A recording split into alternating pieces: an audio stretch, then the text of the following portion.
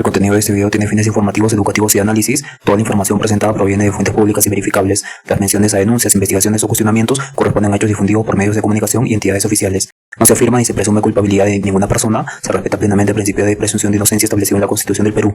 Este material constituye opinión y análisis amparados por el derecho y la libertad de información y expresión. Cada espectador es libre de sacar sus propias conclusiones.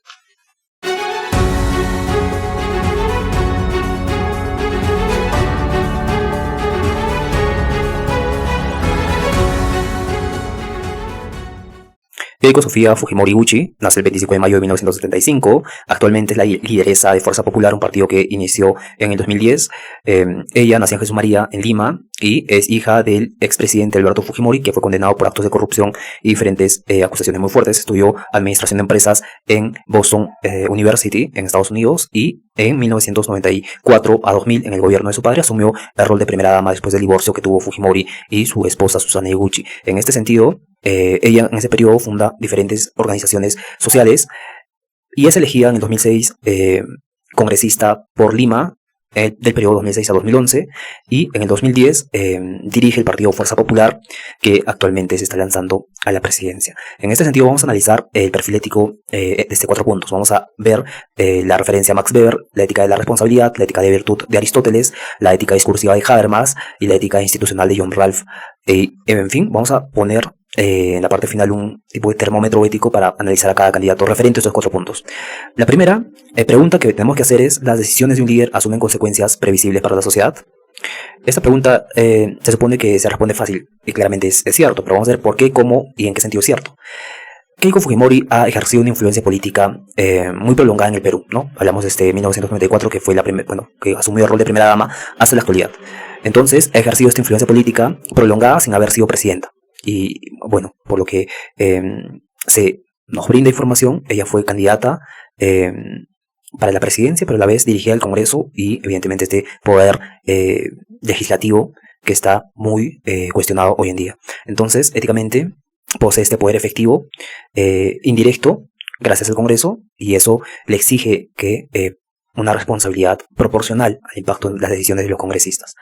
Otro punto muy importante es que sus estrategias políticas han sido criticadas por generar polarización y confrontación sistemática, ¿no? Particularmente en el periodo de 2016 a 2019, en el gobierno de Pedro Pablo Kuczynski. Sin embargo, esto plantea preguntas éticas sobre el uso del poder opositor para el bien común versus el poder opositor para fines partidarios. Evidentemente, los casos judiciales y de financiamiento irregular que tiene que ir con el caso de Odebrecht la colocan bajo un perfil ético de poca transparencia y también un bajo deber ético de rendición de cuentas, ¿no? Incluso antes de deber ser o asumir la presidencia, tendría que aclarar estos puntos. Entonces, su responsabilidad pública exige una mayor claridad y coherencia moral que la demostrada hoy en día. En este sentido, este punto es bastante sutil, pero es muy importante la claridad en estos casos. Claro, no tiene una condena, pero hay una investigación que ha sido muchas veces archivada con cierto sesgo de afinidad. En este sentido, tenemos que entender que el Congreso actualmente hace lo que quiere en el Perú. Hablamos de 9 de diciembre de 2025, donde inhabilitan, reponen, crean leyes, modifican la Constitución a su gusto. Entonces, este periodo, esta fecha es clave para entender un poco la influencia que tiene Keiko Fujimori en el Congreso. En este sentido, pasamos ahora a la ética y la virtud de Aristóteles. La pregunta que tenemos que hacernos es: ¿las conductas reflejan virtudes cívicas? Las conductas reflejan las virtudes cívicas. Virtudes cívicas entiendan como prudencia, templanza, justicia y honestidad. Prudencia, su discurso suele ser políticamente calculado, ¿no? Pero algunos piensan que sus decisiones, como la confrontación extrema en el Congreso, las alianzas tácitas con otros partidos, pueden interpretarse como una falta de prudencia a nivel institucional. Y la justicia, en este sentido de prudencia, percibe a Keiko Fujimori, siendo esta figura pública, con cuestionamientos muy fuertes sobre el financiamiento de sus campañas. No es una condena moral automática, pero sí es un déficit ético de confianza por la no claridad en el financiamiento de la campaña que tuvo. La templanza también, en momentos críticos, ha mostrado moderación discursiva, ¿no? Aunque en campaña se ha utilizado retórica polarizante, ¿no? De ver al otro como el enemigo, de recuperar la democracia. Entonces, éticamente esto daña el clima cívico. Y luego la honestidad también. Las investigaciones por lavado de activos abre un desafío ético, incluso sin sentencia. El estándar moral de la figura pública tiene que exigir un nivel de transparencia mayor de la que se ha visto hasta el momento. Entonces, Keiko presenta virtudes políticas parciales, pero su reputación ética ha sido golpeada por esta opacidad o incoherencias referente a su discurso. Y hablando de discurso, pasemos a la ética discursiva de Habermas. En Habermas tenemos que preguntarnos, ¿su participación en el debate público es influyente, veraz y está orientada al consenso? Y para esto vamos a analizar la retórica de la campaña, ¿no? Con frecuencia se ha apelado a emociones fuertes como miedo, urgencia, salvar la democracia, como ya decía. Entonces lo que puede, por estos términos, considerarse una estrategia persuasiva más que deliberativa, ¿no? Es una persuasión, no es algo planeado, sino es algo con malicia, no es malicia, es querer persuadir a las personas.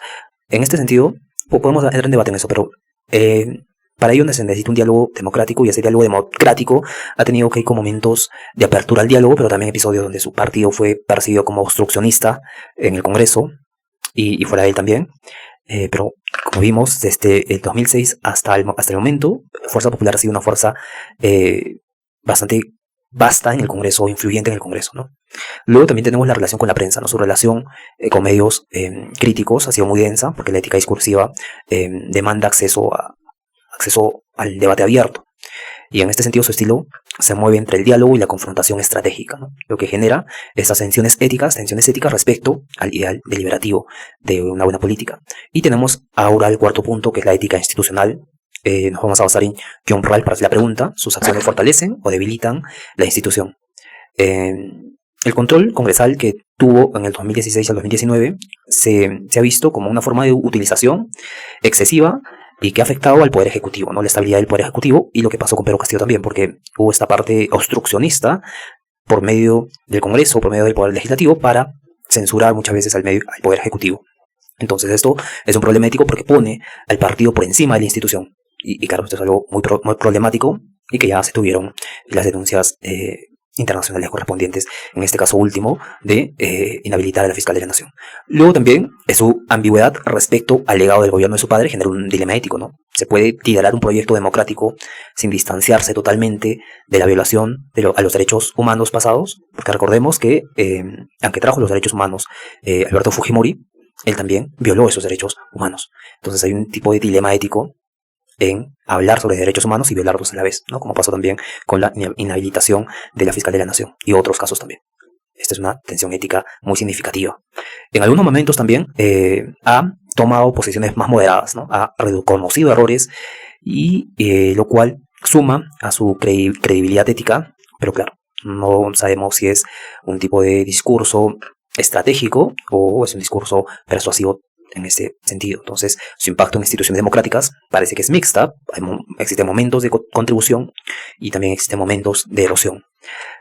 Sin embargo, Keiko tiene fortalezas éticas también, como la capacidad organizativa, tiene el compromiso político sostenido a lo largo de los años y algunos intentos de moderación.